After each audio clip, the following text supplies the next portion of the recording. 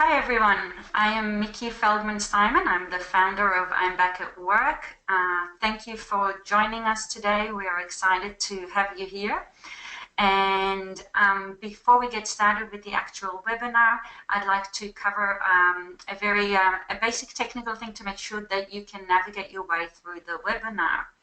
So just so for you to know, if it's the first time that you are on a GoToWebinar, to use the webinar panel, your panel may at the moment look either like the image on the right, where it's closed up, or the image on the left.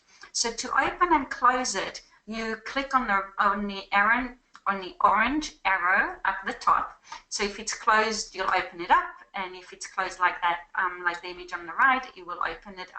It will open or close it for you. Now we will have a 5-minute Q&A section at the end, and if you have any questions, you can click on the gray bar on the little triangle at the bottom next to the questions, and it will open up the blue box underneath, and you can type in any of your questions down there, and we will address them in the last 5 minutes of the webinar. Now, if you want to move the webinar panel out of the way, you can also click anywhere up at the top and just drag it to the side and move it out of the way. Now, I'd like to introduce you to Michelle Brand. Michelle is a certified professional coach with the Institute for Professional Excellence in Coaching. She is certified in delivering the Strength Deployment Inventory, MBTI, and EQ, and has a BS in Industrial Management, Business Marketing, and Computer Science from Georgia Tech. Michelle has more than 20 years of corporate and consulting experience that includes project management, training and development, online marketing, leadership, business, and executive coaching. Her specialties include career coaching, interview training, resume development, career marketing plan development, onboarding leadership development, and career re-engineering. She is known for her strategic approach in asking questions that help clients articulate their value and differentiate themselves with confidence in their target market. Michelle is always adding to her tools and capabilities to ensure her clients get the expertise they need for their specific challenges. She's known for her heartfelt support of her clients' goals, respect for their values, and dedication to their growth. Michelle creates a powerful partnership with her clients to obtain a thorough and complete assessment to choose and go after the best career path for them. Michelle has facilitated various career development training workshops, and we welcome her here today to I'm Back at Work to guide you on how to keep the momentum going in your job search. And I'm going to turn my video camera off so we can concentrate on the webinar, and welcome Michelle.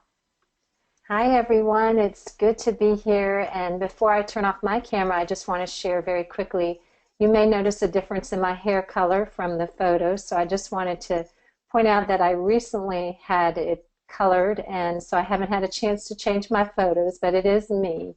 So I am going to go ahead and turn the camera off and share with you what we are going to cover in our time today. And I hope you have a notepad handy. If you don't, you may want to get it very quickly.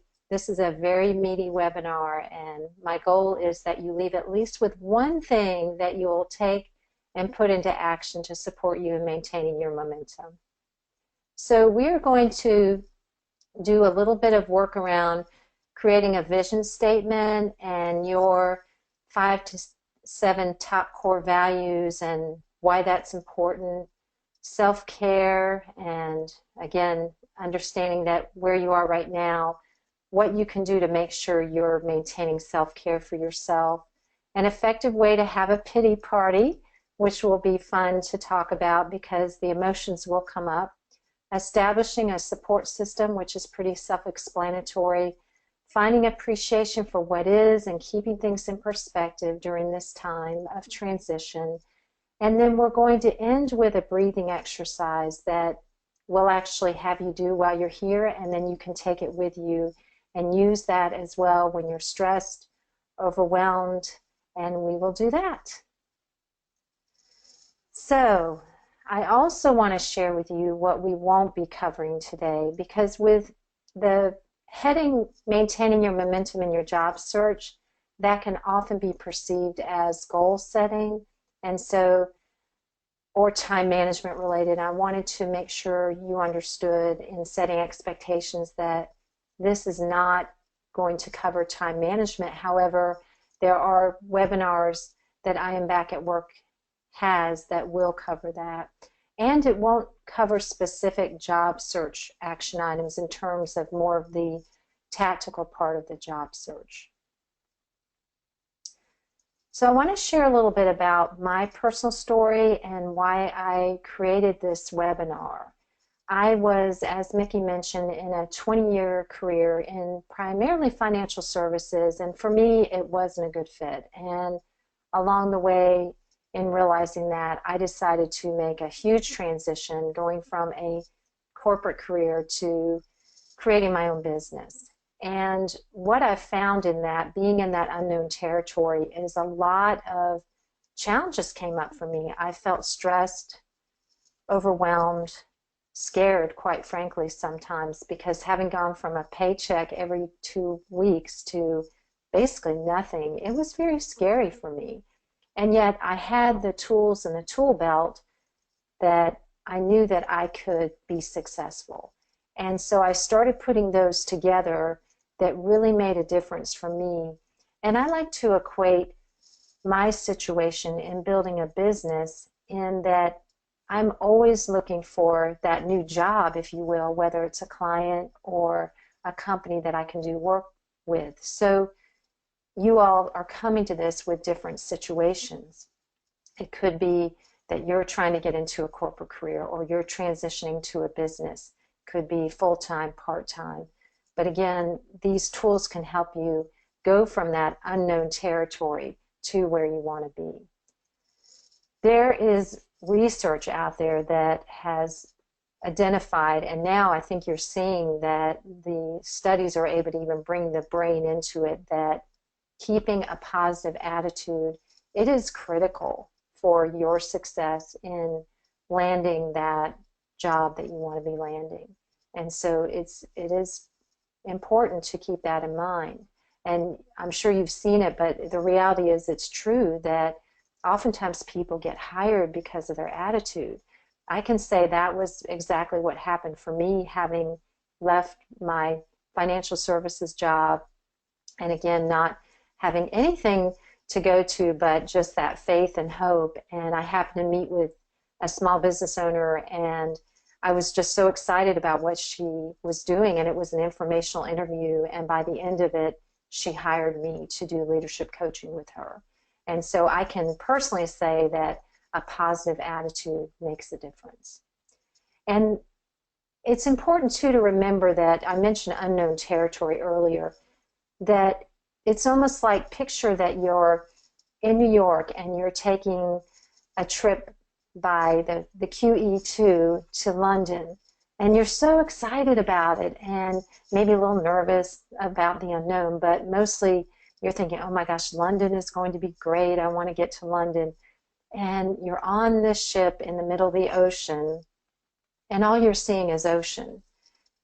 And you start to get really discouraged, thinking, what is going on here? I am not where I want to be. And even though that ship is moving forward, even though you are taking actions, you may not always see the fruit of the labor. You may not always see land yet.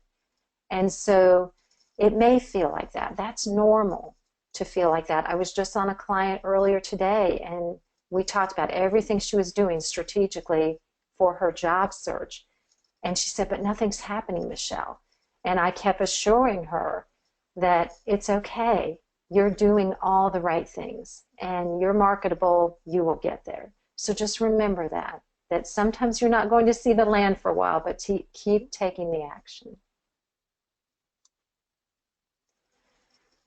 So, creating a vision statement and your top 5 to 7 core strengths.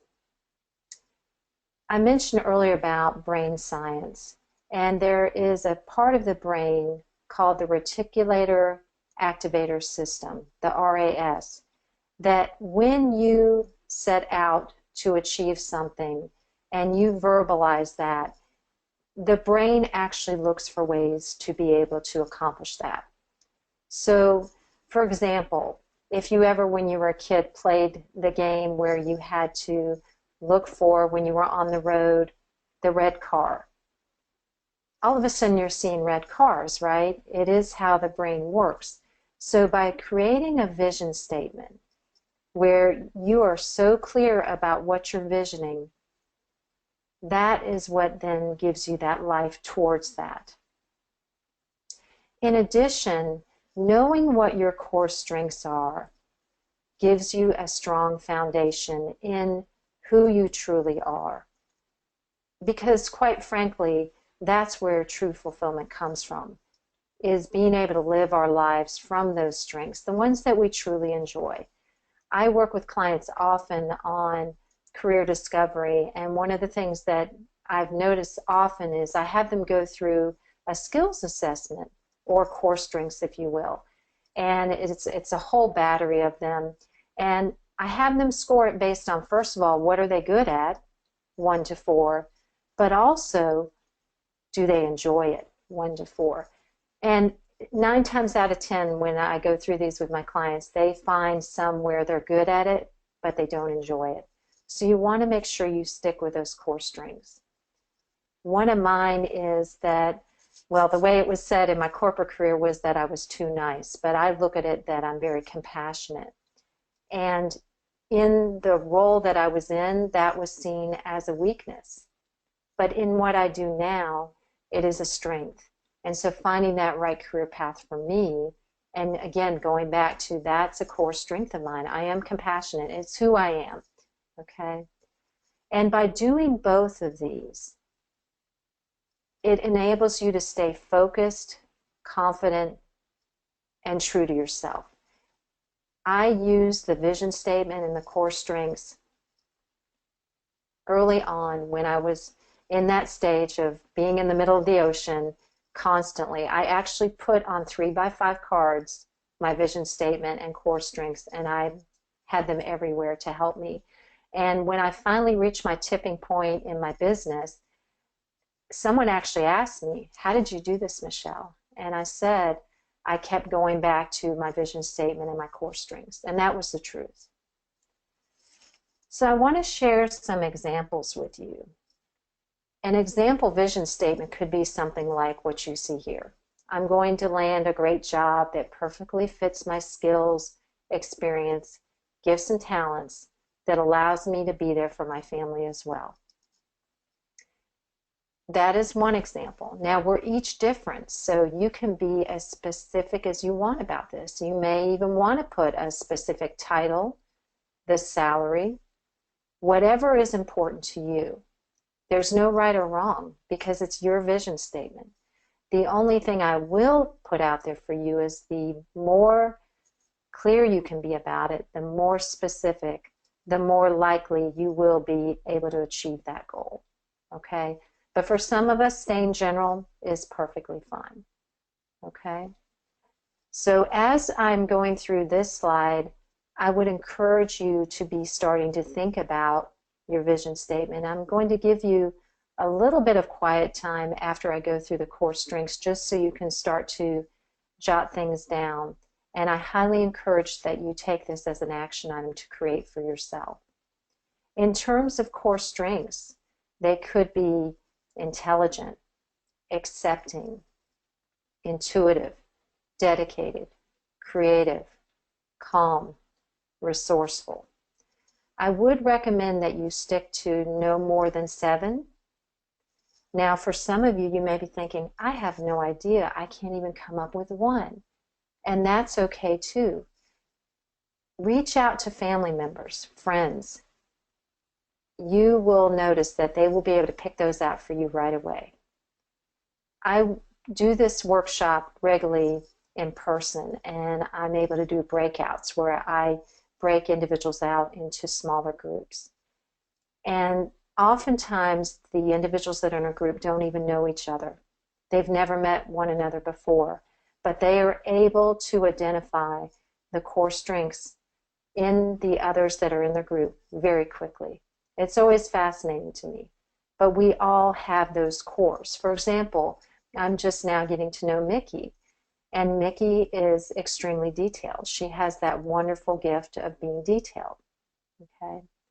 So I want to give you just a minute for those of you that are currently on this webinar, or if you're going to be listening to this recording. I'm just going to pause for a minute so that you can have some quiet time to be able to identify core strengths and start to draft a vision statement.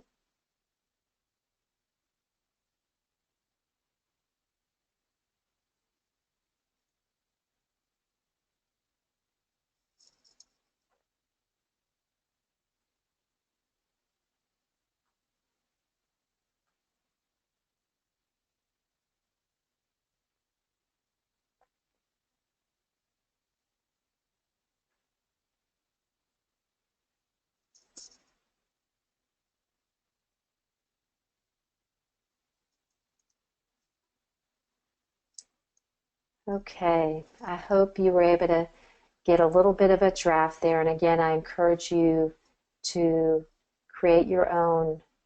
And the 3x5 card idea really works. So let's talk about self-care a little bit. And it's something that you hear about often, but I know for myself, I can forget to take care of myself. And so really understanding the impact of that, I think, is so important, that it is by taking that time the way that we can keep stress from taking over. Okay? So that's the main thing, is when we are operating from a place of stress, we are not at our best.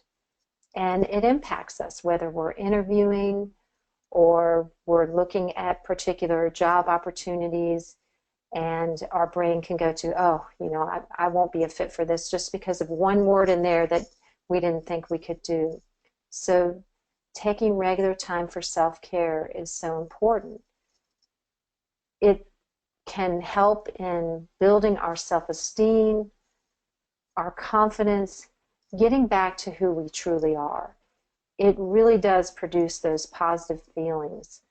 And I know for me, when I get to that point where I'm down and out on myself, stressed, overwhelmed, I am amazed at, by literally just looking, I have this beautiful live oak tree in the back of my yard, and I will look at that and just breathe for 10 minutes, and I feel so much better. So find what works for you. And here's a list of some ideas. And there's more. You can Google self-care ideas.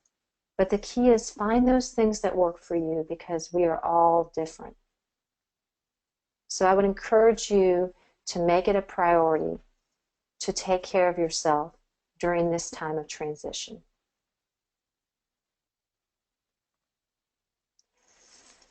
Pity parties. In our culture, it seems to me that oftentimes we're told just to act like everything's okay. I'm fine, I'm fine. And that's understandable, but yet we are human. And things will get to us. I like to say the job search is like a roller coaster. You'll have your highs and your lows. And the reality is you need to be prepared to be rejected. It's not about you. And the more we can get into that, I always think of sales people that are most effective, they get that. To them, it's a numbers game. And they just know they need to get to that next person. If they get a no, they move on to the next person. And yet sometimes we have to get those emotions out. Stuffing them is not healthy, and it will impact us one way or another. And so look at healthy ways to get those emotions out. And there are some different ideas to do that. Call a trusted friend. I have a friend that I can call, and I call it clearing, basically, getting it out. And so I will call her and I will say, I just need to clear. And she knows what that means. It's not that I want her to fix it. I just need to get that, I call it the yuck. I just have to get the yuck out, and then I'm fine. And it took me a while to get used to that because I'm generally a very positive person. But now I don't hesitate to reach out to her. And I'm so glad that I have her to be able to do that. You could go for a walk and talk it out with yourself, journal. I had to add let out a loud scream and make sure no one is around though, because my dad and I were commuting at one point, and all of a sudden we were in the middle of a lot of traffic, and he just screams at the top of his lungs, and it really alarmed me. And I asked him afterwards, I said, Dad, what are you doing? And he said, oh, I'm just getting some stress out. I said, okay, well, that worked for him, so I figured I would put that on the list in case that works for anybody else. The key, though, is don't stay in that yuck. Don't stay in the pity party. You want to make sure that you have a plan that, okay, I'm going to get this out, but then I'm going to move on. You may need to set a timer to do that. Give yourself 10 minutes to be on your soapbox. That was a participant in one of my workshops. She said that, okay, I'm going to give myself 10 minutes to be on my soapbox. So whatever works for you, to be able to remind yourself to move on. And then once that time is up, ask yourself something like, what is one thing I can do right now to move myself forward? Have a way that you can shift from the yuck to being able to move forward. I have a colleague that I noticed she was kind of giving me everything was fine, but I could tell it wasn't. And I said, what is going on? And she said, well, I'm concerned about getting this new client. And so she shared the emotion, and then she immediately went to, but I forgot that so-and-so said I should reach back out to them at this time, and so I'm going to reach out to them. Pity parties, they're okay. Establishing a support system. You want to surround yourself with positive people. I call them your cheerleaders, or from the old Verizon advertisements, the network. Having that network behind you is so important during your job search, especially in these challenging times. It gives you the opportunity to brainstorm ideas, be able to, like we talked about on the last slide, be able to vent specific things like an interview, or also be able to celebrate exciting things like, for example, finding a job online that's a good fit for you, or getting that interview. So it's great to have those individuals. You don't have to do this alone. Now it's key, though, that again, you want them to be positive, first of all. So it may be, I've worked with participants, and in fact, when I was building my business, my dad was not my biggest advocate because he came from a very conservative background. You don't just leave a 20-year corporate career and start a business. And so he was not, in the early stages, one of my individuals that I would reach out to. Now, he did end up coming around, I'm happy to say, and he's very happy for me, but making sure that it's someone that can be positive with you, as well as knowing that different individuals will meet different needs. So you'll have someone that can be very strategic with you, tactical, and then you'll have someone else that you can cry on their shoulder when you need to. So who right now is coming to mind that you can put on your list? I actually have in my iPhone, I have a note where I have my list. I have my cheerleaders. And that way, when you're in that stress, because sometimes when we're stressed, your brain is not, you're basically in the fight or flight, so you don't always remember who those people are. So I would encourage you to jot some names down right now. Now, if you don't already have a support system, a couple ideas are to join a job club. You can do a search online for either a job club or a meetup in your area that could be a fit. Finding appreciation for what is and keeping things in perspective. It can be really hard in life when we're going through those tough times, like a job search, to be able to find the good in it. It's just hard. I struggle with it. myself. And so the key is to start to shift that and to look at ways that you can find some kind of value or learning. I worked with a client earlier today that was discouraged about not having gotten an offer from this particular interview.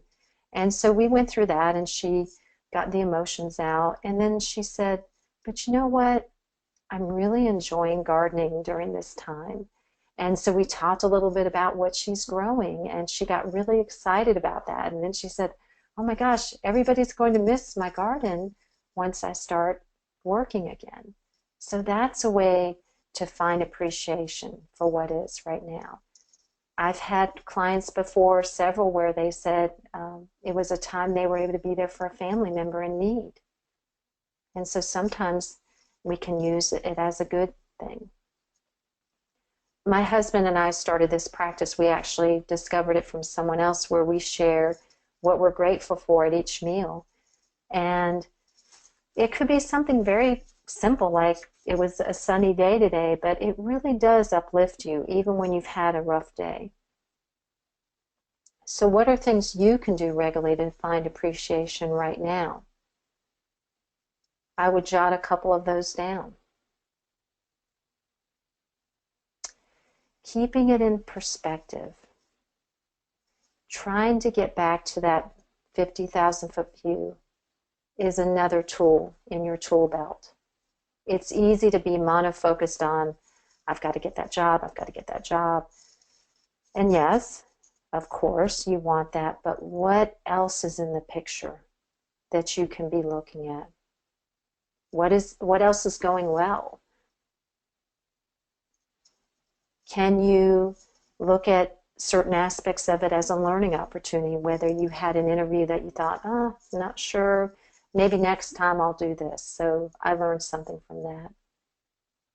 It could be looking back on your life today, like I did several times, and realize, you know what, every time I was in this situation where I thought it wasn't going to move forward, it did. One way or another, I can look back on points in my life where things did work out. Not always in my timing, but they did work out. So those are different ways you can practice keeping it in perspective.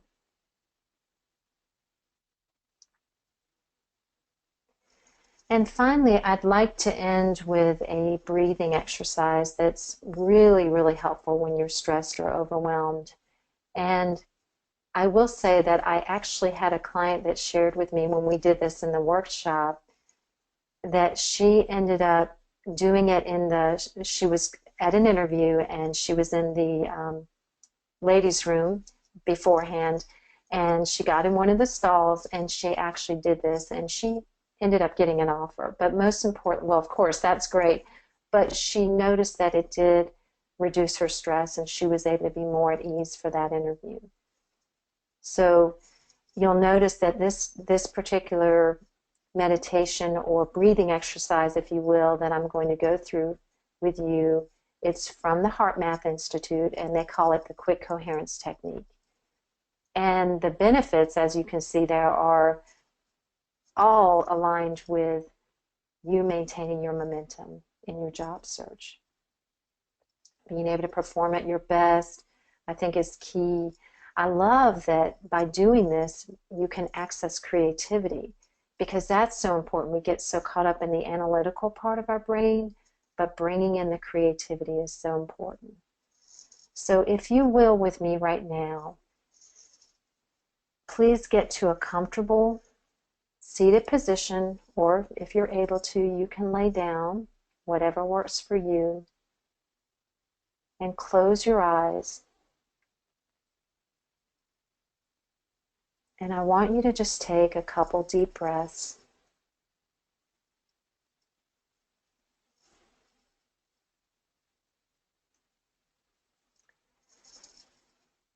Now focus on the area of your heart and imagine your breath flowing in and out through that area.